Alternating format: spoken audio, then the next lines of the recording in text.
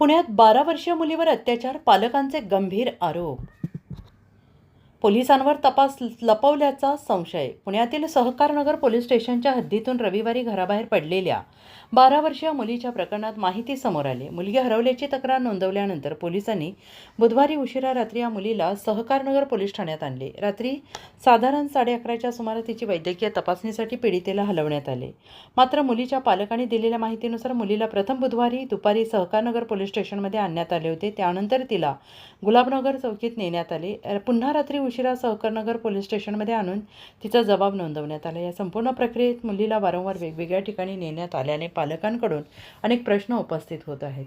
पालकांनी पोलिसांना दिलेल्या तक्रारीनुसार पोलिसांनी एका आरोपीला ताब्यात घेतलं असून तो अल्पवयीन असल्याची माहिती देण्यात आली. परंतु या प्रकरणात आणखीन 3 जण सहभागी असल्याचा आरोप मुलीच्या पालकांनी केला आहे. आमच्या मुलीवर अनेकांनी अत्याचार केला असून त्या तिघांवरही तात्काळ कारवाई करावी अशी मागणी पालकांनी केली आहे. दरम्यान घटनास्थळी असलेल्या आमच्या प्रतिनिधींनी मुलीशी बोलण्याचा प्रयत्न केला असता तपासी अधिकाऱ्यांनी संवाद साधण्यास स्पष्ट नकार दिला आणि त्यामुळे या प्रकरणात पोलीस नेमकं काय लपवण्याचा प्रयत्न करत आहेत का असा प्रश्न उपस्थित होतो आहे.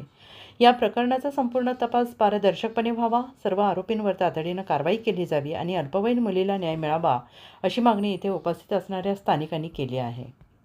अन्याय, अत्याचार आणि भ्रष्टाचाराविरुद्ध बुलंद आवाज उठवणारे आदेश जनतेचा साप्ताहिक व न्यूज चॅनल.